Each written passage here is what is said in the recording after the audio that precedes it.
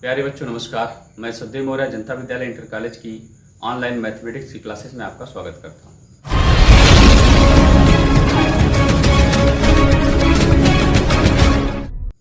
आज हम लोग एक्सरसाइज 3.3 का सॉल्यूशन देखेंगे। पिछले वीडियो में हमने 3.2 का पूरा सॉल्यूशन आपको करके बताया था। चलिए 3.3 का पहला क्वेश्चन देखते हैं। तो 3.3 के पहला क्वेश्चन में दिया है कि फर्स्ट पार्ट है ए मैट्रिक्स ए है, सेकेंड पार्ट मैट्रिक्स बी है, उसका थर्ड वाला है सी मैट्रिक्स में दिया हुआ है। इन तीनों आव्यूहों का मैट्रिक्सों का आपको क्या करना है, परिवर्त आव्यूह निकालना है, ट्रांसपोज मैट्रिक्स निकालना है। ठीक, तो थोड़ा सा मैं पहले आपको बता देता हूँ ट्रांसपोज मैट्रिक्स होता क्या है कि किसी आव्यूह के सभी पंक्तियों को स्तंभों में बदल दिया जाए या सभी स्तंभों को पंक्तियों में बदल दिया जाए, तो इसके उपरांत जो हमें आव्यूह प्राप्त होता है उसे हम लोग परिवर्त आव्यूह कहते हैं। ठीक, तो चलिए आइए ये करके आपको दिखाते हैं। जैसे ये अगर हम ए का ट्रांसपोज यहाँ करें तो ये मैं फर्स्ट कॉलम, एक ही कॉलम इसमें है तो मैं इसको रो में कन्वर्ट कर देता हूँ। ये ऐसे मैं इसको कर देता हूँ 5 1/2 -1। आपने देखा फर्स्ट कॉलम फर्स्ट रो में बदल गया। उसी तरह से जब आप यहाँ भी ट्रांसपोज करेंगे तो आ जाएगा क्या, ये फर्स्ट कॉलम रो में चला जाएगा 1 2, ये हो जाएगा -1 3 और सी इक्वल टू हो जाएगा ये फर्स्ट कॉलम -1/√3 2 हो गया। अब ये वाला आपको सेकंड कॉलम में कर दीजिए 5 5 3 और ये थर्ड जो कॉलम है वो थर्ड रो बन जाएगा 6 6 -1। ये सी का ट्रांसपोज हो। इस तरह से आपने देखा कि तीनों मैट्रिक्सों का ट्रांसपोज आसानी से निकल गया। अब आइए चलिए देखते हैं प्रश्न संख्या 2 को। चलिए प्रश्न संख्या 2 को देखते हैं कि मैट्रिक्स ए इक्वल टू इतना दिया है, बी इक्वल टू इतना दिया है, तो सत्यापित करना है आपको कि ए प्लस बी का dash is equal to A dash plus B dash. उसी तरह से यहाँ पर बी वाला जो प्रश्न था वो घटाने वाला था, मैं यहाँ पर आपको केवल प्लस वाला करके दिखा देता हूँ। जिस तरह से प्लस वाला होगा उसी तरह से माइनस वाला भी हो जाएगा। तो सबसे पहले क्या निकालने की जरूरत है, ए प्लस बी। ए प्लस बी जोड़ने का नियम मैंने आपको बताया था कि पहले ये देखेंगे कि दोनों मैट्रिक्स का कोटि समान है कि नहीं, आर्डर सेम है कि नहीं। दोनों मैट्रिक्स का यहाँ आर्डर समान दिख रहा है, ये 3x3 का, ये भी 3x3 का है, इसलिए दोनों मैट्रिक्स जोड़े जा सकते हैं। अब जोड़े जा सकते हैं तो ये वाला अवयव इसमें आप जोड़ लीजिए, -1 -4 -5, ये 2 और 1 3 3 और -5 -2 5 1 6 7 और 2 9 हो जाएगा और 9 में 0 जोड़ेंगे तो 9 ही आएगा। -2 और ये तो -1 हो जाएगा, 1 और 3 ये 4 हो जाएगा, 1 1 2 हो जाएगा। अब आपको क्या करना है, यहाँ पे इसका डैश करना, माने ट्रांसपोज निकालना है। तो a प्लस बी का ट्रांसपोज कर लीजिए इसका जरा देखिए क्या आता है। मैं इस फर्स्ट कॉलम को रो में कन्वर्ट कर देता हूँ, -5 6 -1 3 9 4 और -2 9 2, ये हो गया आपका इसका ट्रांसपोज। अब आइए इधर क्या करते हैं, ये चीज़ है ए डैश प्लस बी डैश निकाला जाए तो ए डैश कैसे निकलेगा, इसका ट्रांसपोज निकाल लीजिए। ए डैश क्या हो जाएगा आपका, ये -1 5 और -2 हो जाएगा, फिर 2 7 1 हो जाएगा, फिर 3 9 1 हो जाएगा। ये इसका मैंने सबका ट्रांसपोज निकाल दिया। और जो बी डैश है वो निकल जाएगा आपका, बी डैश निकालेंगे तो -4 1 1 और ये 1 2 3 और ये हो जाएगा -5 0 1। क्या हुआ है कि मैंने इसके फर्स्ट कॉलम को फर्स्ट रो में बना दिया, ये सेकेंड कॉलम सेकेंड रो बन गई, थर्ड कॉलम थर्ड रो बन गई। अब हमें ए डैश प्लस बी डैश चाहिए, ए डैश प्लस बी डैश आप इसको जोड़ेंगे, ये हो जाएगा -5 और ये हो जाएगा 6 और ये हो जाएगा -1, ये हो जाएगा 3, ये हो जाएगा 9, ये हो जाएगा 4, ये जोड़ लेंगे तो हो जाएगा -2 और हो जाएगा 9 और ये हो जाएगा 2। इस तरह से आपने देखा कि a प्लस बी का डैश भी वही आया है जो a dash plus B dash आया है। अर्थात आप यहाँ कह सकते हैं कि जो लेफ्ट हैंड साइड है वो राइट हैंड साइड के मान की क्या आ गया, बराबर आ गया। इसलिए ये भी क्या हो गया, क्वेश्चन सत्यापित हो गया। ठीक है, चलिए आइए प्रश्न संख्या 3 को देखते हैं। चलिए देखिए प्रश्न संख्या 3, ए डैश का मान दिया है, बी का मान दिया है तो हमें इन सब बातों को सत्यापित करके दिखाना है, ठीक है। तो इसमें जो है कि हम ये वाला नहीं कर रहे हैं, क्योंकि पिछले ही क्वेश्चन में मैंने प्लस वाला एक लगाया था। अब हम इसमें माइनस वाला करके दिखाते हैं, दूसरा वाला। तो आप देख रहे हैं इसमें पहले a माइनस बी है, तो ये तो a डैश है, तो आप पहले इस a डैश की सहायता से a निकालेंगे। a निकालेंगे तो a डैश से a कैसे निकलेगा उसको भी जरा जान लीजिए।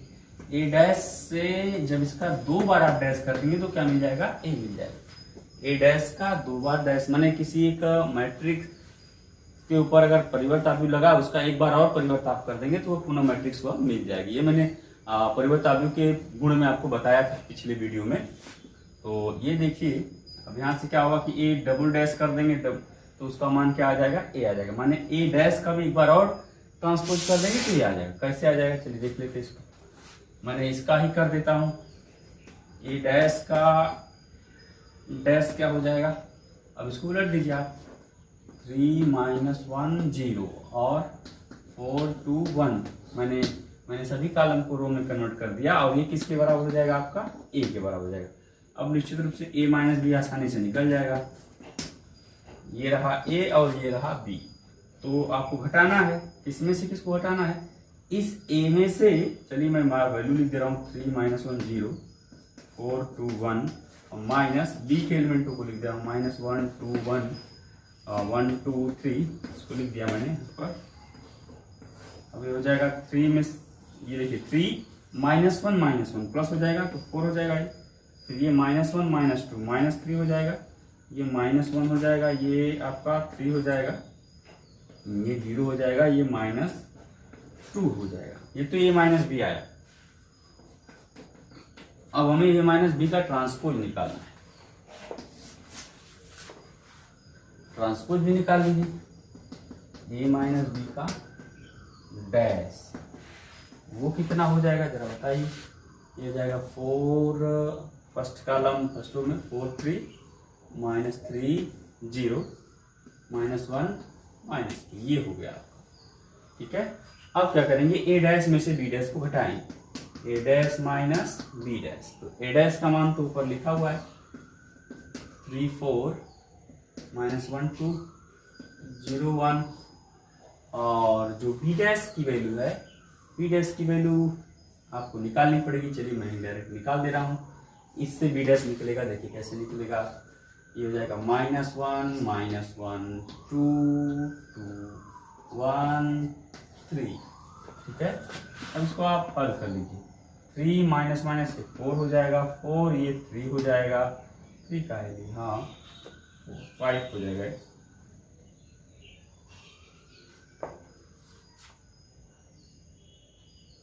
ये जो है ये -1 यहाँ 1 रहेगा ना, ठीक है। वहां से देख लीजिए, ये फर्स्ट जो कॉलम है वो मैंने क्या कर दिया, फर्स्ट रो बदलिए तो -1 1 हो जाएगा। अब जो है कि यहाँ पे देख रहे हैं आप कि और वो जो सेकंड कॉलम है 2 2 हो गया, वो थर्ड वाला कॉलम है ये 1 3 हो गया, ठीक है। चलिए तो 3 में से -1 जाएगा तो 4 हो जाएगा, ये 3 4 में से 1 गया 3 हो जाएगा, और ये -1 -2 -3 हो जाएगा, 2 में से 2 गया 0 आ जाएगा, 0 में से 1 जाएगा -1 आ जाएगा, 1 में से -3 जाएगा -2 आ जाएगा, ठीक है। इस तरह से आपने देखा या ए डैश। और आप ध्यान से देखेंगे इस वाले को, इसका मान भी वही है जो इसका मान, मतलब अगर ये लेफ्ट हैंड साइड है तो ये हो गया आपका क्या, A dash minus B dash right hand side. तो आपने देखा क्या, लेफ्ट हैंड साइड का मान राइट हैंड साइड के बराबर आ गया। चलिए नेक्स्ट क्वेश्चन देखते हैं। बच्चों जो प्रश्न संख्या 4 है बहुत ही आसान है, उसको आप स्वतः आप कर लीजिएगा। और वैसे तो सारे क्वेश्चन इसमें आसान है, बट मैं एक्सरसाइज लगा रहा हूँ, तो चूंकि उसमें a + 2b का डैश करके निकालना था इसलिए मैं उसको छोड़ दिया। अब जो है आप इसको क्या करेंगे, 5वां क्वेश्चन को आइए देख लेते हैं। ये भी बिल्कुल आसान है यदि आपको गुणा अच्छे से आता है तो यहाँ देखेंगे इसका जो हल होगा, इसके हल में हम सबसे पहले क्या करेंगे, पहले तो a डैश b डैश ही निकाल लेते हैं। a डैश हो जाएगा आपका 1 - 4 5, और ये जो b डैश हो जाएगा आपका हो जाएगा -1 2 1 हो गया, ठीक है।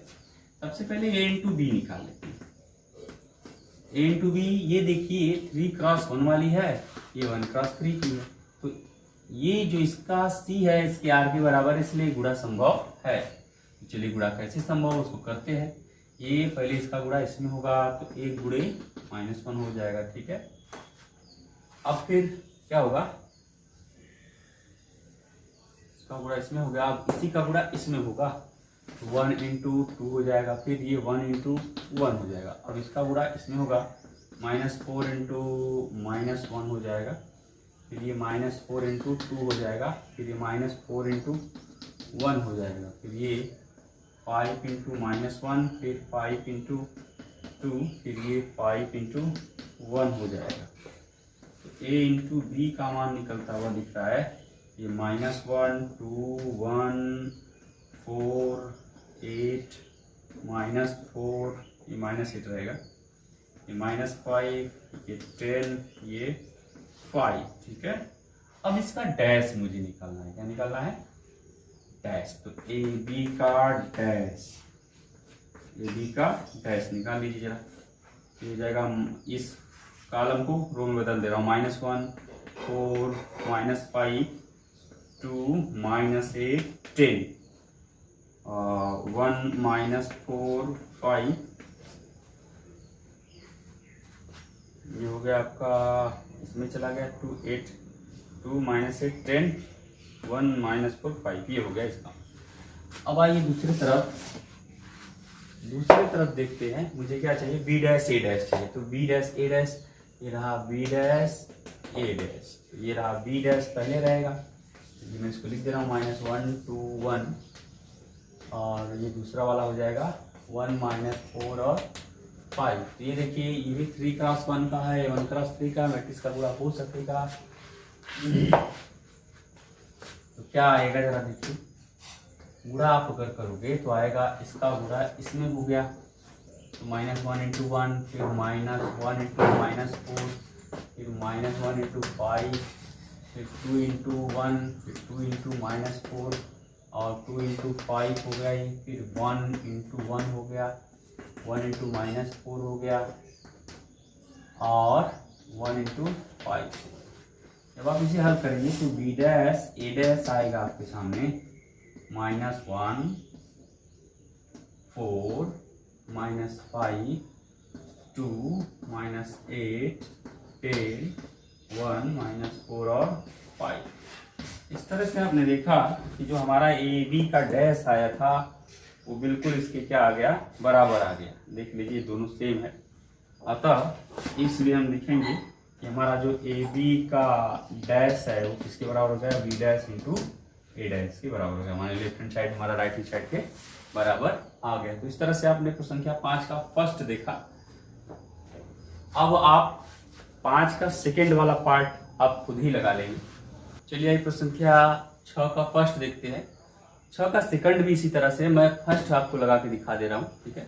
इसमें दिया कि एक मैट्रिक्स A = इतना है, तो आपको A डैश × A निकाल के आइडेंटिटी मैट्रिक्स दिखाना है 2 × 2 की। तो सबसे पहले A डैश यहाँ निकाल लीजिए आप। A डैश निकालेंगे तो मतलब इसको आप फर्स्ट कॉलम को उधर कर दीजिए, cos alpha minus sine alpha, और ये हो जाएगा आपका साइन अल्फा इंटू ये हो जाएगा आपका cos अल्फा। अब A डैश × A कर लीजिए, A डैश, तो ये हो गया आपका cos alpha minus sine alpha cos alpha, ठीक है।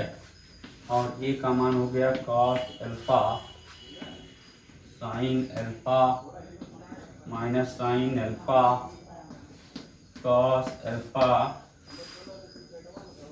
तो क्या होगा देखिए, अब फर्स्ट रो का गुणा इस फर्स्ट कॉलम में हम लोग करेंगे तो क्या होगा, cos alpha × cos alpha cos square alpha, फिर ये माइनस माइनस प्लस जाएगा तो प्लस साइन स्क्वायर अल्फा, फिर उसके बाद इसका गुणा इधर होगा तो आ जाएगा देखिए cos अल्फा × साइन अल्फा, ये माइनस है तो minus sine alpha × cos alpha.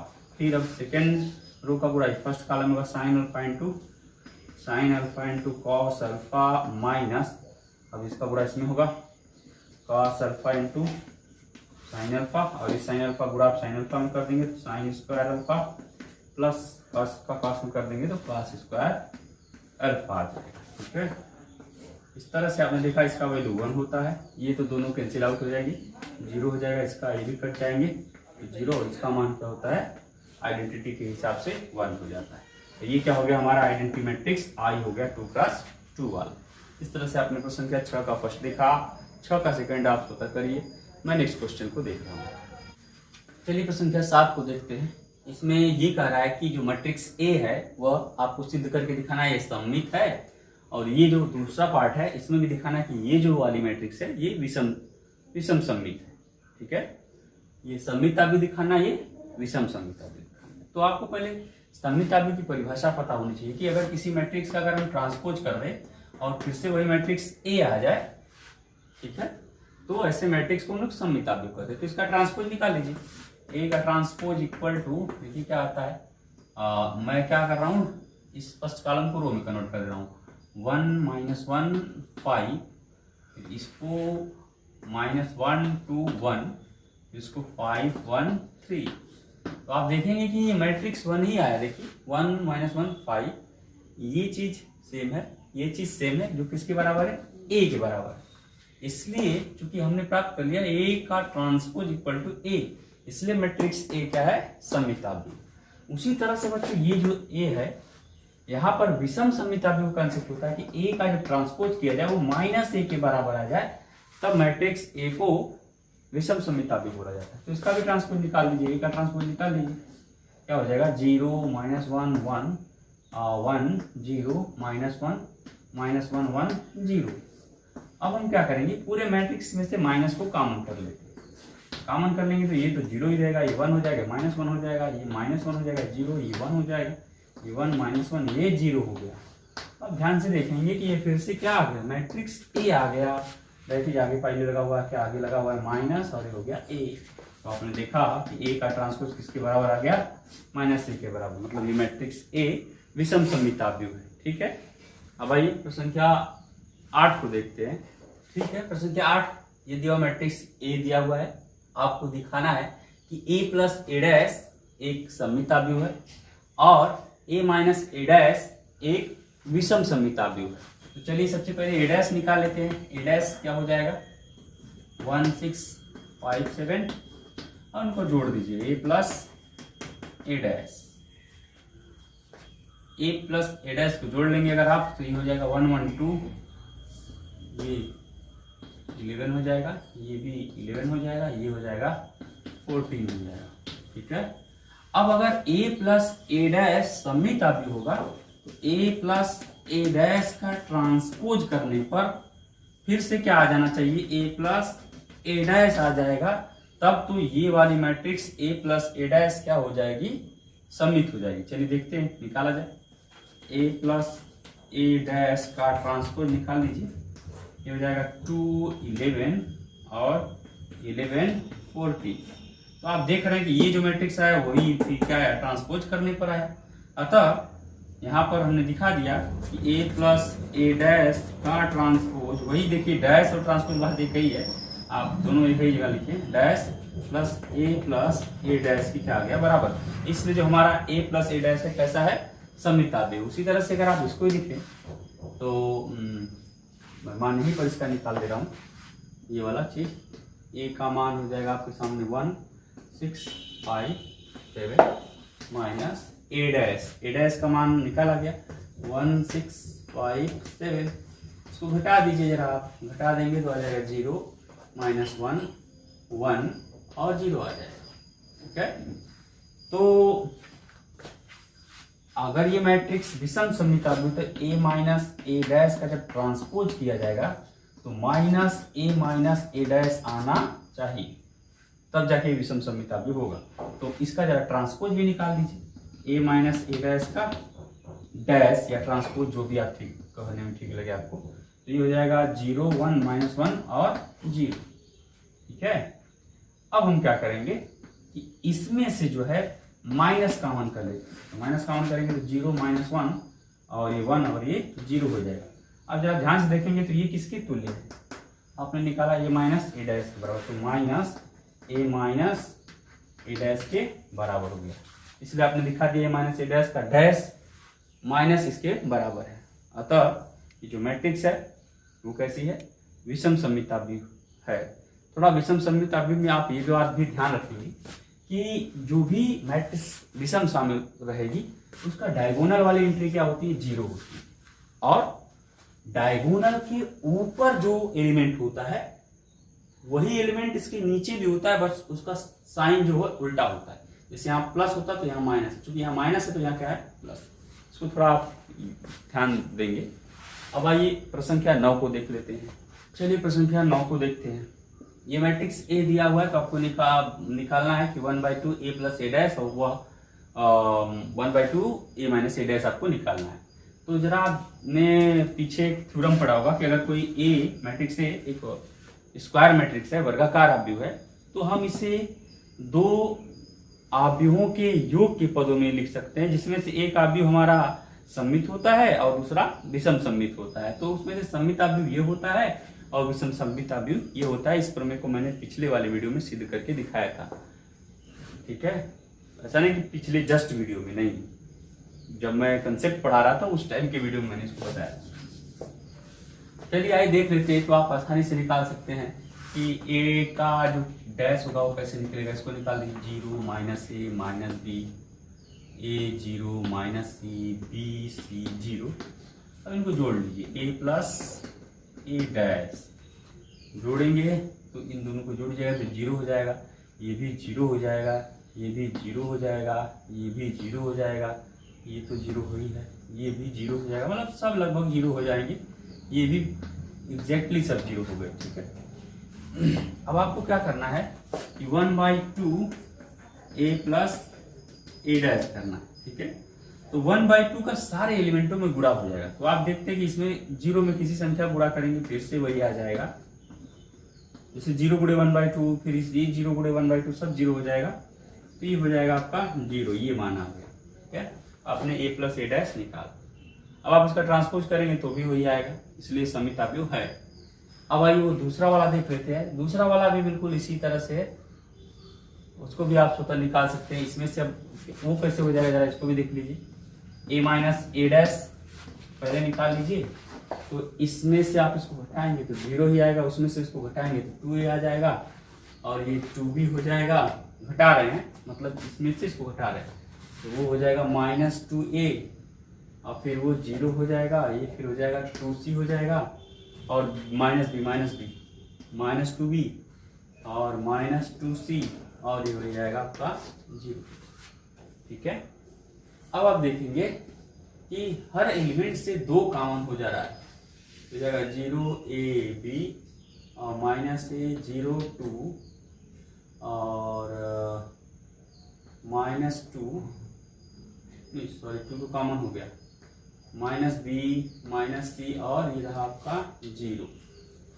अब हमें क्या करना है, 1/2 a माइनस a डैश, तो 1/2 हो गया, और इधर इसका मान आया क्या, 2 टाइम्स 0ab -a 0, इसको कॉमन हो गया बच्चों, यहाँ c रहेगा बस, c -b -c और 0, तो ये यहाँ से कट जाएगा, आ जाएगा 0ab -a 0c -b -c और 0। इस तरह से आपने देखा कि इसका भी मान निकल गया, किसका मान, 1/2 a माइनस a डैश का मान, ठीक। अब जो है हम लोग नेक्स्ट क्वेश्चन को देखते हैं।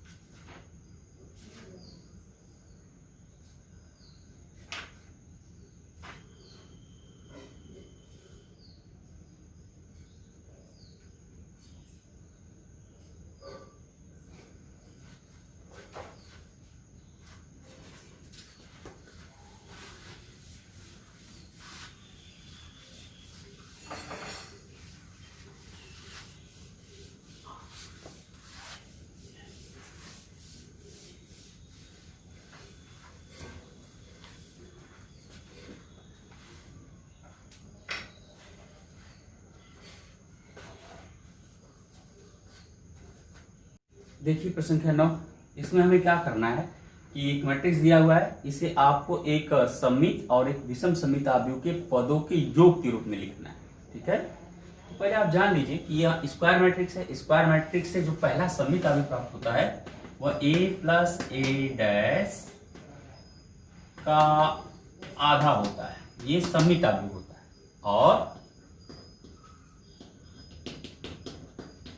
और जो है 1/2 a माइनस ए डैश ये क्या होता है, विषम सममित आव्यूह होता है। तो चलिए कुछ देर के लिए मैं इसको p मान ले रहा हूँ और कुछ देर के लिए इसे क्या मान ले रहा हूँ, q मान ले रहा हूँ। ठीक, तो हमको करना क्या है, लास्ट में मुझे दिखाना है कि मैट्रिक्स A इक्वल टू क्या हो गया, p प्लस क्यू, जहाँ ये मैट्रिक्स P हमारा क्या रहेगा, सममित, और मैट्रिक्स Q क्या रहेगा, हमारा विषम सममित रहेगा। क्योंकि अब हमें इसे प्रूव करने की जरूरत नहीं है। 1/2 a माइनस ए डैश यह हमेशा विषम सममित आव्यूह होगा, जबकि a वर्गाकार आव्यूह होगा। ठीक है ना, इसका प्रूफ बताया गया है। ठीक है, इसलिए मैं यहाँ पर डायरेक्टली इसको करके दिखाता हूँ, बात समझिएगा आप। ये आपको थ्योरम के हिसाब से याद होना चाहिए कि ये कैसा होता है मैट्रिक्स, सममित, और ये मैट्रिक्स कैसा होता है, विषम सममित। अभी पिछले क्वेश्चन में भी वेरीफाई करके दिखाया गया, बट इसका प्रूफ भी बताया गया। चलिए आइए देखते हैं p कैसे निकले।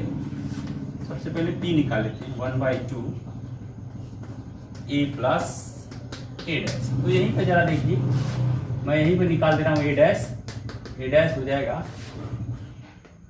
3 1 5 माइनस 1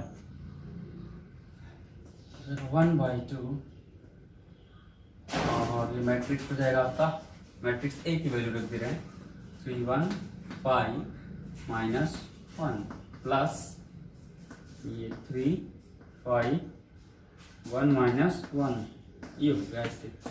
अब क्या होगा, ये 1/2 और ये 3 3 6, ये भी 6, ये भी 6, और ये हो जाएगा आपका -2।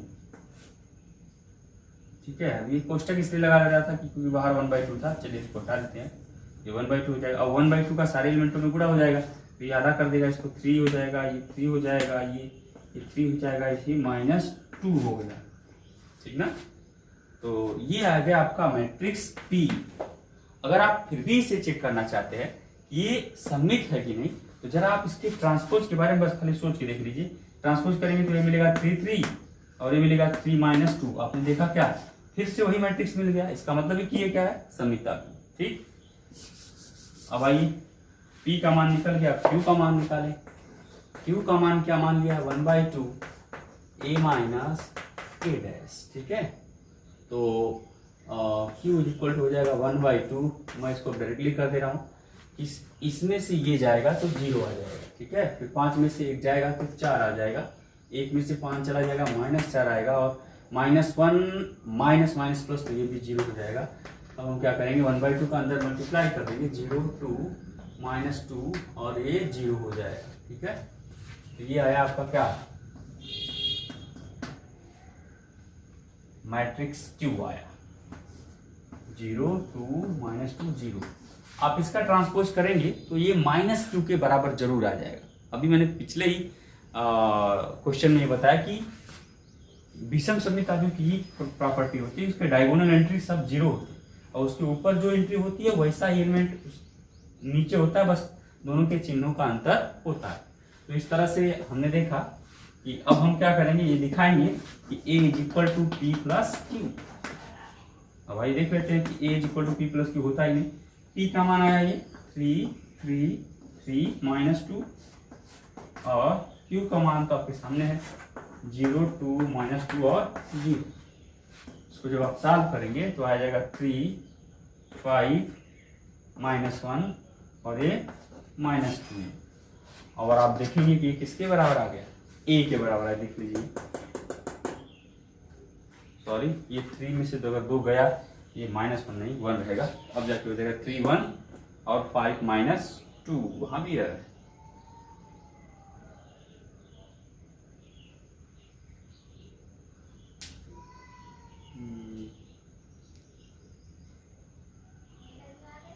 थोड़ा सा ये बच्चों यहाँ पर एरर हो गया। ये जब 1/2 का इसमें गुणा होगा तो कितना हो जाएगा, ये आपका हो जाएगा 1 हो जाएगा। ये ये आपका 1 हो जाएगा, ठीक ना। यहाँ गलती हो गई थोड़ा, 1/2 का इसमें गुणा करेंगे तो ये 1 हो जाएगा, ठीक है। अब ये p का मान है तो p का मान आप यहाँ रख देंगे, -1 हो जाएगा। अब -1 जीरो जोड़ेंगे तो क्या आ जाएगा, -1 आ जाएगा। अब जो हमारा ये दोनों को जोड़ से प्राप्त हो रहा है ये भी देखेंगे तो इसके बराबर, देखिए 3 5 1 -1 3 5 1 -1। इस तरह से आपने देखा कि हमने मैट्रिक्स ए को दो आव्यूह सममित और विषम सममित आव्यूह के यहाँ पर लिख दिया। चलिए आइए देखिए प्रश्न संख्या 11 कि ए व बी समान कोट के सममित आव्यूह है, तो आपको बताना है कि ए बी माइनस बी ए क्या होगा, सममित आव्यूह होगा, विषम सममित आव्यूह होगा, शून्य आव्यूह होगा या तत्समक आव्यूह होगा। तो चूंकि ए व बी सममित आव्यूह है तो ए का डैश भी ए के बराबर होगा और बी का डैश भी किसके बराबर होगा, बी के बराबर।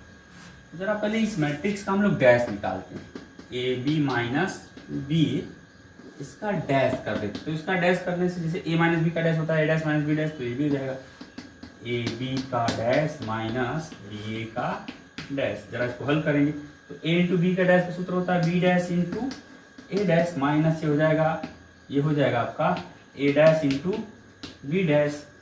और आपको पता होगा कि बी डैश किसके बराबर है, बी के बराबर है, ए डैश किसके बराबर है, ए के बराबर है, माइनस ये भी ए के बराबर है, ये भी बी के बराबर है। अब आप क्या करेंगे, इसमें से माइनस कॉमन कर लेंगे तो आएगा ए बी माइनस बी।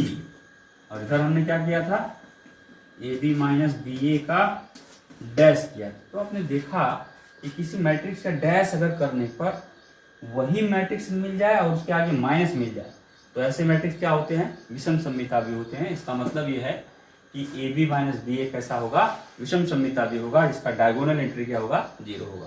अब हम प्रश्न संख्या 12 को हल करके दिखाएंगे। चलिए, ये ए इक्वल टू इतना दिया है तो आपको सिद्ध करना, ए इक्वल टू इतना दिया हुआ तो और दिया हुआ है साथ साथ में A plus A dash equal to identity, यानी ए प्लस ए डैश का मान तत्समक आव्यूह के बराबर है, तो आपको अल्फा का मान निकाल के दिखाना है। तो ये हो जाएगा, पहले ए प्लस ए डैश को भी निकाल लीजिए, यहीं पर ए डैश हो जाएगा cos alpha sine alpha minus sine alpha cos alpha.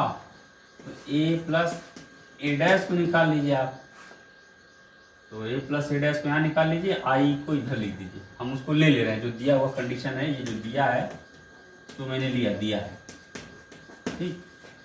अब जो है ए प्लस ए डैश, ए उसको जोड़ लीजिए, इसमें इसको जोड़ेंगे क्या आएगा, ए में ए को जोड़ेंगे तो 2 cos अल्फा हो जाएगा, cos अल्फा वो हो जाएगा, और वो साइन अल्फा जोड़ के 0 हो जाएगा, फिर साइन अल्फा ये वाला भी 0 हो जाएगा, ये दोनों जुड़ जाएंगे 2 cos अल्फा हो जाएगा। इक्वल टू आइडेंटिटी मैट्रिक्स सब पता होगा, 0 0 0 1 2 क्रॉस 2 वाली। अब हम क्या करेंगे यहाँ पर, यहाँ से तुलना कर देते हैं। तुलना करने पर हमें मिलेगा कि 2 cos अल्फा का मान क्या हो जाएगा, 1 के बराबर हो जाएगा। यहाँ भी वही बात निकल के आ रही, 2 cos अल्फा 1 के बराबर हो जाएगा, तो आएगा 2 cos अल्फा इक्वल टू 1, तो cos अल्फा इक्वल टू 1/2। ये हो जाएगा cos 60 की वैल्यू है, cos 60 माने cos π/3, तो अल्फा इक्वल टू क्या आ गया, π/3, ठीक है। इस तरह से प्रश्नावली 3.3 समाप्त होती है यहीं पर। अब हम लोग 3.4 को हल करेंगे। अब हम लोग प्रश्नावली 3.4 का हल देखेंगे। इसका प्रश्न संख्या 2 हम लगाते हैं। प्रश्न संख्या 1, जब हम आपको प्रारंभिक संक्रियाओं द्वारा ए इनवर्स निकालना बता रहे थे, उस टाइम हम उसको एग्जाम्पल के रूप में बताए थे पिछले वीडियो में, इसलिए मैं 1 को छोड़ दे रहा हूँ, 2 को देखते हैं। और 2x2 के मैट्रिक्स का इसमें 8-10 प्रश्न दिया हुआ है ए इनवर्स निकालने के लिए, तो हम 1-2 क्वेश्चन को 2x2 का कर देते हैं और 1-2 क्वेश्चन 3x3 का कर देंगे, और बाकी क्वेश्चन आप स्वतः हल करिएगा, ठीक है। तो ये ए इक्वल टू दिया है 2 1 1 1, तो प्रारंभिक संक्रिया द्वारा आपको इसका ए इनवर्स निकालना है। तो ए इनवर्स निकालने के लिए सबसे पहले हम लोग लिखते हैं A is equal to I into A, A is equal to I into A. तो यह एक समीकरण है, आव्यूह समीकरण। इसमें हम लोग क्या करते हैं कि चेंजिंग इस तरह से करते हैं कि जब तक ये वाला ए आई न बन जाए, ये वाला ए आई न बन जाए, आई माने आइडेंटिटी मैट्रिक्स का रूप का बन जाएगा, तब जाके हम लोग यहाँ पर जो पाएंगे आई की जगह वही हमारा क्या हो जाता है, ए इनवर्स हो जाता है। हम इसे इस रूप में बदलने का प्रयास करेंगे। इस रूप में I is equal to B into A, जहां यही वाला बी जो है वही क्या होगा, ए इनवर्स होगा। ठीक है, ये वाला जो बी है वही क्या हो जाएगा, ए इनवर्स हो जाएगा। तो आइए देखते कैसे कैसे इसको करना है। पहले इस ए की जगह हम वैल्यू रख देते हैं 2 1 1 1। ठीक है, और ये हो जाएगा आई कितना हो गया आपका 2 क्रॉस 2 का आई होता है 1 0 0 1 और ये होता है। ठीक, अब जो भी चेंजिंग होगी वो इस मैट्रिक्स में होगी और आइडेंटिटी वाले मैट्रिक्स में होगी। ठीक, हाँ एक बात और ध्यान रखना कि हम पंक्ति रूपांतरण का प्रयोग करेंगे। जब हम पंक्ति रूपांतरण का प्रयोग करते हैं तो जो आइडेंटिटी मैट्रिक्स बनाते हैं वो ऐसा बनाते हैं। कैसे बनाएंगे, कॉलम वाइज 1 0 0 0 1 0 0 0 1। ये 3 क्रॉस 3 का है, मतलब 1 बनाएंगे फिर उसके नीचे जैसे रो ट्रांसफॉर्मेशन का प्रयोग करेंगे, पंक्ति रूपांतरण का प्रयोग करेंगे, तो हम कॉलम वाइज आइडेंटिटी मैट्रिक्स बनाने का प्रयास करते हैं। इस बात को ध्यान रखिएगा। और यदि हम कॉलम ट्रांसफॉर्मेशन का प्रयोग करते हैं तो हम रो वाइज आइडेंटिटी मैट्रिक्स बनाने का प्रयास करते हैं। ठीक है, तो चलिए आइए देखते हैं इसको। हम यहाँ रो ट्रांसफॉर्मेशन का प्रयोग करेंगे, इसलिए कॉलम वाइज आइडेंटिटी बनाएंगे। तो सबसे पहले आइडेंटिटी मैट्रिक्स में आप देख रहे हैं यहाँ 1 है, तो मुझे यहाँ क्या लाना पड़ेगा, 1 लाना पड़ेगा। 1 कैसे आ सकता है, हम क्या करेंगे कि इसमें से इसको क्या कर देते हैं, घटा देते हैं R1। या दूसरा उपाय ये भी हो सकता है, क्या हो सकता है कि इसको इंटरचेंज कर दिया जाए, इसको यहां कर लिया जाए, इनको यहां कर लिया जाए। बहुत सारे उपाय हैं, आप किसी को भी कर सकते हैं। चलिए हम यही कर देते हैं, R1 change by R1 minus R2 कर देते हैं। जब अभी चेंजिंग लगाएंगे, 2 में से 1 गया 1 हो जाएगा, 1 में से 1 गया 0 हो जाएगा, फिर ये 1 1 इज इक्वल टू ये हो जाएगा आपका, यहां से चला जाएगा तो ये 1 ही रहेगा और ये -1 हो जाएगा, ये 0 ये 1 और ये हो गया आपका ए। अब देखिए यहाँ 1 बन चुका, अब यहाँ मुझे क्या लाना है, 0 लाना है। तो हम क्या करेंगे, R2 change by R2 minus R1 करवा लेते हैं। तो अब क्या होगा, R2 माइनस R1, तो इसमें से 1 चला गया, ये 1 0 उतार लीजिए। यहाँ क्या होगा, R2 में से R1 गया तो ये भी 0 हो जाएगा, 1 में से गया तो ये कर देगा। और यहाँ भी वो चेंजिंग लगा लीजिए आप, ये 1 -1 उतार लीजिए और इसमें से ये जाएगा तो -1 और इसमें से ये जाएगा तो क्या आ जाएगा, 2 आ जाएगा, इंटू ए हो जाएगा। बस समझ में आई, आपको R2 में से R1 को घटाना है, तो R2 माइनस और फिर से यहाँ माइनस माइनस माइनस प्लस हो जाएगा तो 2 हो जाएगा। इस तरह से आपने देखा कि ये आ गया I equal to B into A के रूप का, यहाँ यही बी क्या हो जाता है, आप इसको ऐसे भी लिख सकते हैं कि यह I equal to A inverse into A के रूप का आ गया है। अतः यही इसके ऊपर जो होता है ए, ये वाला मैट्रिक्स यही क्या हो जाता है, ए इनवर्स हो जाता है। तो आ जाएगा आपका A inverse is equal to इतना आया 1 -1 और 2 हुआ। इस तरह से आप 2 क्रॉस 2 के मैट्रिक्स का प्रारंभिक संक्रिया द्वारा आप बहुत ही आसानी से इनवर्स निकाल सकते हैं।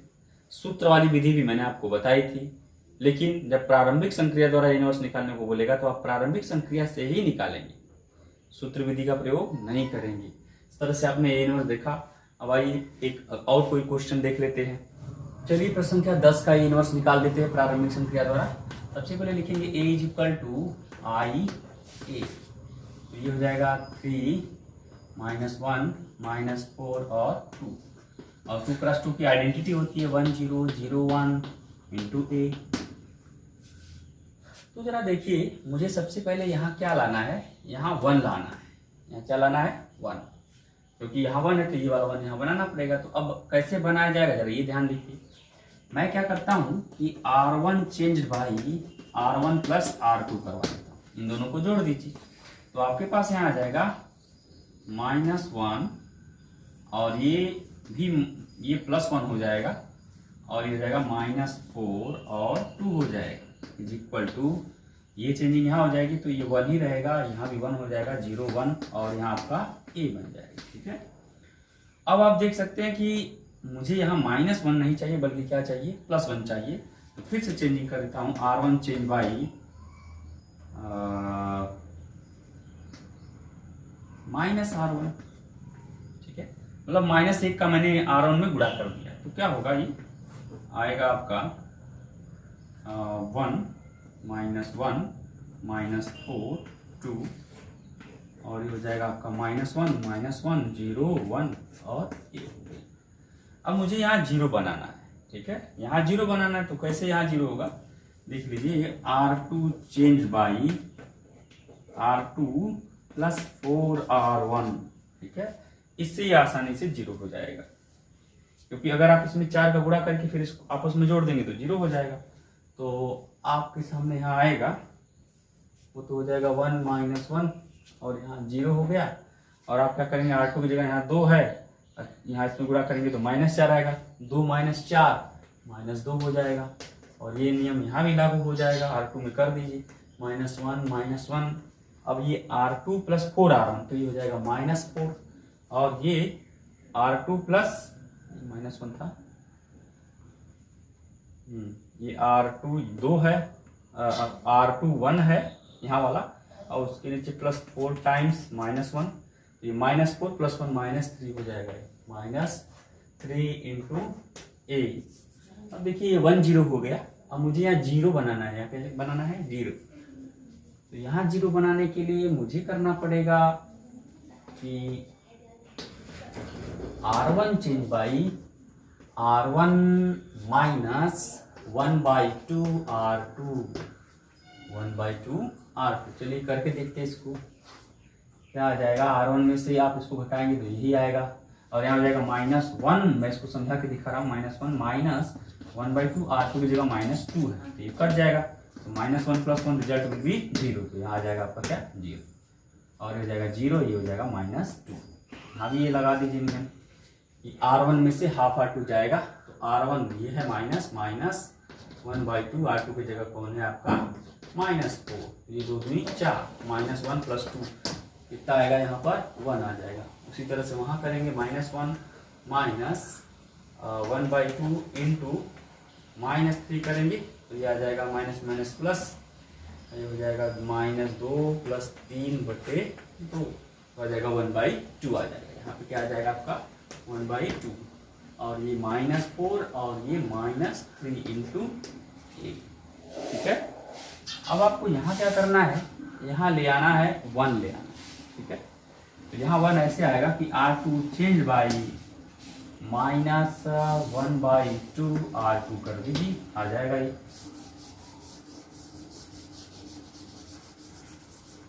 तो आ जाएगा आपका 1001 इज इक्वल टू, ये हो जाएगा आपका 1/2, और R2 में -1/2 का गुणा कर रहे हैं तो ये तो हो जाएगा 2, और ये हो जाएगा 3/2 × a। अब आप देखेंगे कि लेफ्ट हैंड साइड में आइडेंटिटी आ गया है, यह I = A इनवर्स × A जैसा हो गया, तो यही A इनवर्स का मान हो गया, इसलिए A inverse is equal to क्या हो जाएगा 1/2 2 3/2।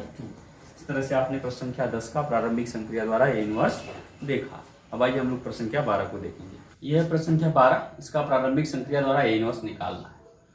ठीक है, तो चलिए इसका ये निकालते हैं। इस प्रश्न को निकालने से पहले एक आपको नियम बता देता हूं कि यदि हम लोग A इनवर्स प्रारंभिक संक्रिया द्वारा निकाल रहे होते हैं और केवल पंक्ति रूपांतरण या फिर केवल स्तंभ रूपांतरण करते समय हमें ऐसा मिल जाए कि किसी एक मैट्रिक्स में बाएं, मतलब जो बाएं पक्ष का ये मैट्रिक्स है, माने आप लिखते हैं ना A = I × A, तो इस वाले मैट्रिक्स में या तो एक कॉलम सब 0 हो जाए, कोई एक कॉलम 0 हो जाए, या फिर कोई एक रो 0 हो जाए, वो 3x3 का हो या 2x2 का हो, उसमें से यदि कोई एक कॉलम के सभी एलिमेंट 0 हो जाए या फिर किसी एक रो के सभी एलिमेंट 0 हो जाए, तो ऐसे मैट्रिक्स का A इनवर्स नहीं निकाला जा सकता है। ध्यान रखिएगा कि प्रारंभिक संक्रिया द्वारा A इनवर्स निकालते समय हम रूपांतरण यदि करते जाएं और कभी भी हमें लेफ्ट हैंड साइड के मैट्रिक्स में हमें क्या प्राप्त हो जाए,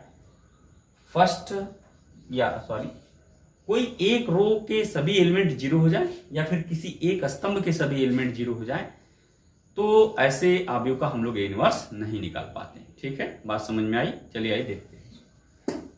इसको लिख देते हैं फिर से a equal to I into A. यहाँ लिख दीजिए 6 माइनस 3, ये माइनस 2 और ये 1 हो गया, ये 1 0 0 1 और ये आपका a आया। ठीक है, आइए चेंजिंग करते हैं।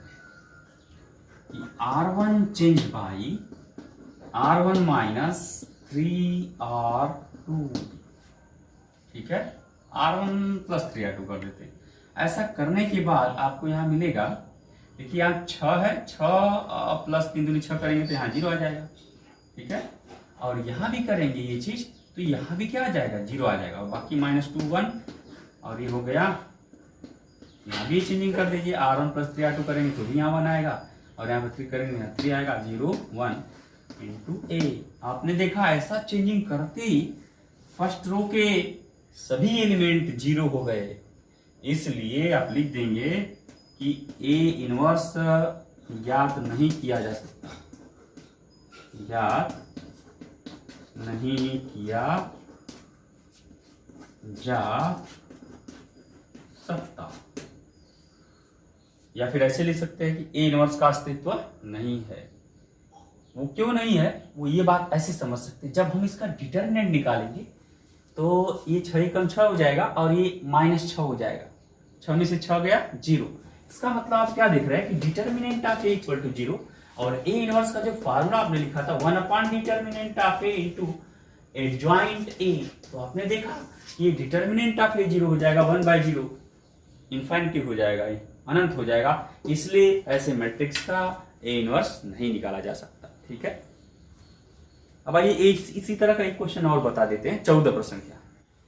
चलिए प्रश्न संख्या 14 का ए इनवर्स निकालते हैं प्रारंभिक संख्या द्वारा। तो इसको लिखते हैं a इक्वल टू आई ए, अब इसको लिख दिया 2 1 4 2 इंटू ये 1 0 0 1 और ये हो गया a। अब चेंजिंग कर देते हैं, क्या चेंजिंग करेंगे यहाँ पर, मैं लिख देता हूँ R1 change by R1 plus 1/2 R2 plus नहीं सॉरी माइनस कर देते हैं यहाँ पर। ठीक है, ऐसा कर देने से क्या होगा कि ये जो दोनों एलिमेंट हैं वह 0 हो जाएंगे, क्योंकि ये 2 माइनस 1/2 इंटू 4 करेंगे 0 दे देगा, और यहाँ भी क्या दे देगा 0, और ये 4 2 और ये हो जाएगा आपका R1 में से ये चला जाएगा तो वही आएगा, यहाँ -1/2 करेंगे तो ये -1/2 0 1 इंटू ए। फिर से आपने देखा कि फर्स्ट रो के सभी एलिमेंट क्या हो गए, 0 हो गए, इसलिए ए इनवर्स निकाला नहीं जा सकता, इसलिए ए इनवर्स ज्ञात नहीं किया जा सकता, किया जा सकता है। अब आइए हम लोग एक 3x3 का आपको ए इनवर्स निकाल के दिखाते हैं प्रारंभिक संक्रिया द्वारा। ठीक, चलिए प्रश्न संख्या 15 का प्रारंभिक संक्रिया द्वारा ए इनवर्स निकालते हैं। पहले लिखिए a is equal to I into A का मान रख दीजिए 2 2 3 -3 2 -2 3 3 2 और ये आइडेंटिटी मैट्रिक्स 1 0 0 0 1 0 0 0 1 इंटू ये आपका ए हो जाएगा। ठीक है, ये 3x3 का आइडेंटिटी है, मतलब ए जितने क्रॉस मतलब ए की जो कोटि होगी आइडेंटिटी मैट्रिक्स की भी कोटि वही होगी। अब जो है देखिए मुझे सबसे पहले क्या बनाना है, यहाँ 1 बनाना है, फिर 0 बनाना है, फिर 0 बनाना है, फिर 0 1 ऐसे बनाएंगे। तो आप देख रहे हैं कि यहाँ 2 है, मैं इसमें सबसे पहले चेंजिंग करूंगा R1 interchange by R3, R3 को R1 के स्थान पर रख देंगे, R1 को R3 के स्थान पर रख देंगे, तो इससे एक फायदा होगा 3 -2 2 मिल जाएगा, और ये 2 2 3 ऐसे ही रहेगा। इनको यहाँ कर दिया मैंने तो यहाँ जाएगा 2 -3 और 3, ये काम आप इधर भी करवा लीजिए 0 0 1 0 1 0 1 0 0 इंटू ए। ठीक है, ऐसा इसलिए सोच के किया क्योंकि मुझे एक यहाँ लाना है, आसानी से इसको घटा के मैं यहाँ से एक ला सकता हूँ। अब हम क्या करेंगे, R1 change by R1 minus R2 कर देते हैं। जब आप ऐसा करोगे तो यहाँ 1 आ जाएगा, यहाँ इसको आप घटाएंगे तो ये -4 आ जाएगा, और यहाँ घटाएंगे तो -1 आ जाएगा। और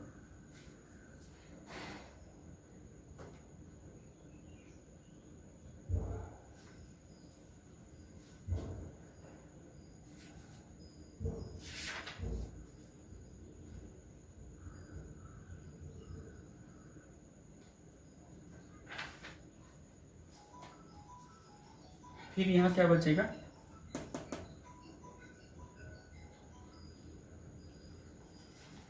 दो दो तीन, 2 -3 3 इज इक्वल टू, यहाँ R1 में से R2 गया, ये 0 -1 1, और यह आपका हो जाएगा 0 1 0 1 0 0 इंटू आपका A हो गया। ठीक है, अब तो यहाँ 1 बन गया, बट अब मुझे यहाँ क्या चाहिए, 0 चाहिए, तो मैं R2 में से इसको घटा देता हूँ, यहाँ 0 आ जाएगा। लिखता हूँ R2 change by R2 minus R3, क्या आएगा, पहले तो उधर जाएगा 1 -4 -1, फिर यहाँ 0 हो जाएगा, वहाँ आप उसको घटाएंगे तो यहाँ 5 हो जाएगा, फिर इसको घटाएंगे तो यहाँ 0 हो जाएगा, फिर ये 2 -3 ये 3 इज इक्वल टू, आपके सामने यहाँ भी आ जाएगा, R2 में से R3 जाएगा तो ये आ जाएगा 0 -1 1, इसमें कोई चेंजिंग नहीं, अब चेंजिंग होगी तो -1, माने इसमें से ये गया -1, फिर इसमें से 0 जाएगा 1, फिर इसमें से ये जाएगा तो 0 हो जाएगा, ये 1 0 0 इंटू A। अब देखिए 1 हो गया, 0 हो गया, अब यहाँ क्या बनाना है, 0 बनाना है, तो R2 चेंज, अरे R2 नहीं, sorry R3 change by R3 minus R1 करवा लीजिए, R3 माइनस 2 R1 करवाइए। तो आप ऐसा करवाएंगे तो क्या मिलेगा, ये 1 -4 -1, ये 0 5 0।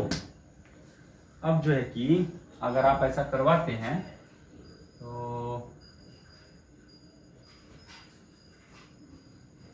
ठीक है, अगर आप ऐसा करवाते तो क्या मिलेगा, यहाँ 0 मिल जाएगा, और यहाँ से जाएगा 2 R1, तो -3 -2 इंटू -4, तो ये 8 में से 3 निकल जाएगा तो 5 आ जाएगा। ठीक है, अब उसी तरह से यहाँ करेंगे तो ये -1 -2 इंटू सॉरी ये ये 3 -2 इंटू -1 तो ये माइनस माइनस प्लस, यहाँ फिर क्या हो जाएगा, 5 हो जाएगा, इक्वल टू आ जाएगा 0 -1 1 -1 1 0। अब देखिए क्या हो रहा है, इसमें से ये जाएगा तो 1 ही आएगा, 0 में से वो -2 जाएगा तो -2 आ जाएगा, फिर ये 0 में से वो जाएगा तो -2 आ जाएगा। ठीक है, इंटू A आ जाएगा, गुणा भाग आप खुद कर सकते हैं।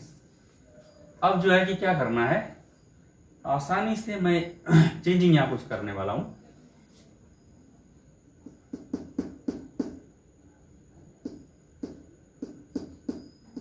ठीक है, पहले मैं R2 चेंज बाई 1/5 R2 करता हूं, और R3 चेंज बाई 1/5 R3 भी कर देता हूं।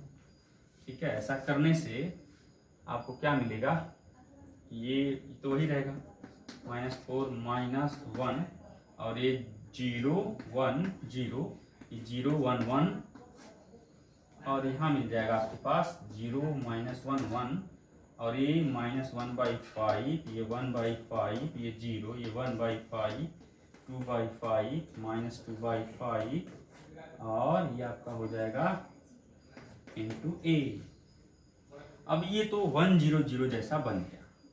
अब मुझे यहाँ 0 बनाना है। ठीक है, यहाँ 1 है और यहाँ फिर से 0 बनाना पड़ेगा। तो चलिए, इसको मुझे 0 बनाने के लिए क्या करना पड़ेगा, मैं R1 चेंज बाई R1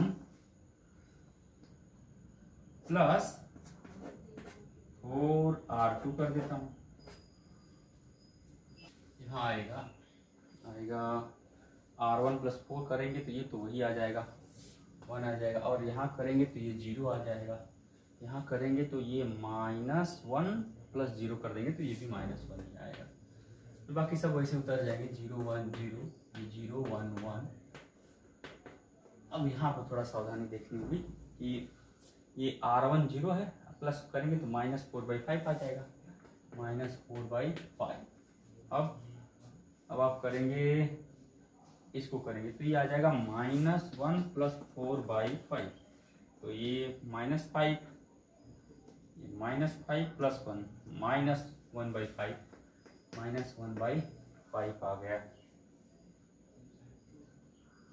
ठीक है, और फिर वहां करेंगे 1 + 0 तो ये 1 ही आ जाएगा। इस तरह से ये चेंजिंग करने पर हमें ये रिजल्ट आता दिख रहा है कि -1/5, ये 1/5, ये 0, ये 1/5, ये 2/5 और ये है आपका -2/5 × a। अब आइए देखिए, ये 1 0 0 हो गया, ये 0 1, अब यहाँ पर 0 होना चाहिए, तो 0 1 के लिए R3 change by R3 - R2 करवा लेते हैं। जब ये चेंजिंग होगी तो हो जाएगा ये 1 0 -1, ये 0 1 0, फिर ये चेंजिंग जब आप करवाएंगे तो 0 0, R3 में से कौन गया, R2 गया, तो यहाँ 1 ही आएगा। थोड़ा यहाँ ध्यान रखना है कि R3 में से कौन जा रहा है, R2 जा रहा है, तो 1/5 -1/5 तो ये आ जाएगा 2/5। पहले तो फर्स्ट रो उतार लीजिए आप, 1/5 1, फर्स्ट रो को उतार लीजिए। फर्स्ट रो को जब आप उतार लेंगे तो यहाँ पर आपने देखा कि R3 में क्या आया, सेकेंड रो को भी उतार लीजिए, -1/5 1/5 0, और थर्ड रो में चेंजिंग हो रही है केवल, ये आ जाएगा 1/5 -1/5 कर देंगे, ये 2/5 आ गया। और यहाँ क्या आ जाएगा 1/5 और -R2 किए हैं तो ये हो जाएगा 2/5 -1/5, तो 1/5 आ जाएगा। यहाँ क्या आएगा, यहाँ आ जाएगा, इसमें से हो जाएगा तो ही में आएगा -2/5 आ जाएगा, × a हो जाएगा ये। अब जो है कि ये हो गया कंप्लीट, ये भी कंप्लीट। अब इसे मुझे क्या करना है, 0 बनाना है, तो ये हो जाएगा R1 change by R1 + R3 कर लीजिए, हो जाएगा 1 0 0, ये 0 1 0 0 0 1। ठीक है, ऐसा R1 change by R1 + R3 इसलिए किया हूँ कि अगर आप R2 करेंगे, R1 + R2 करेंगे तो ये चीज बिगड़ जाएगी यहाँ की आपकी, 1 0 में 1 जोड़ देंगे, फिर से यहाँ 1 हो जाएगा तो दिक्कत हो जाएगी, इसलिए मैंने R3 को जोड़ा यहाँ पर। अब R1 में R3 को जोड़ना है, ये रहा, ये माइनस है, ये +2 है, तो आ जाएगा -2/5। ठीक है, और फिर ये हो जाएगा आपका 0, आपको दोनों सेम दिख रहे हैं, 0 आ गया। फिर यहाँ आ जाएगा आपका ऐसा कि 3/5, और बाकी सब वैसे उतर जाएंगे, -1/5 और 1/5 0, और यहाँ दिख रहा है आपका 2/5 1/5 -2/5 × a। इस तरह से आपने देखा ये जो मैट्रिक्स आ गया I = A इनवर्स × A जैसा आ गया, तो ये इनवर्स का मान यही ऊपर वाला हो जाएगा। ठीक है, इसलिए हमारा A इनवर्स हो जाएगा, आप इसको लिख दीजिएगा, -2/5 0 3/5 -1/5 1/5 0 2/5 1/5 और -2/5। ये यही चीज मैंने यहाँ लिख दिया है, इसलिए थोड़ा जगह नहीं, छोटा हो गया, कोई बात नहीं। इस तरह से आपने देखा प्रारंभिक संक्रिया द्वारा A इनवर्स निकल गया। आइए हम 3.4 का लास्ट क्वेश्चन, प्रश्न संख्या 18 का हल देखेंगे। इसमें कह रहा है कि आव्यूह A तथा B एक दूसरे के व्युत्क्रम होंगे यदि, केवल यदि, कब होंगे, AB = B होगा तब होगा, या AB = B = 0 आव्यूह होगा तब होगा, या AB = 0 BA = आइडेंटिटी, या AB BA = आइडेंटिटी होगा तब। तो मैंने आपको एक व्युत्क्रम आव्यूह की परिभाषा दिया था कि दो वर्ग आव्यूह ए और बी परस्पर व्युत्क्रम आव्यूह कहलाते हैं यदि ए गुणे बी बराबर बी गुणे ए हो और इन दोनों का मान आइडेंटिटी मैट्रिक्स के बराबर। इसका मतलब ए वर्गाकार आव्यूह ए और वर्गाकार आव्यूह बी में ये दोनों आपस में एक दूसरे के व्युत्क्रम कहलाएंगे कब? यदि ए गुणे बी और बी गुणे ए दोनों का ही मान बराबर और आइडेंटिटी मैट्रिक्स के बराबर आ जाए, तब बी को ए का व्युत्क्रम आव्यूह कहते हैं। ठीक है, इस तरह से आप देखेंगे तो विकल्प नंबर 4 सही होगा। ठीक, अब बच्चों आज के लिए इतना ही। कल हम आप लोग के सामने आव्यूह प्रश्नावली का विविध जो प्रश्नों का संग्रह है उसे हल करेंगे, अर्थात विविध प्रश्नावली का पूरा सलूशन आपको देंगे। आज के लिए इतना ही, धन्यवाद।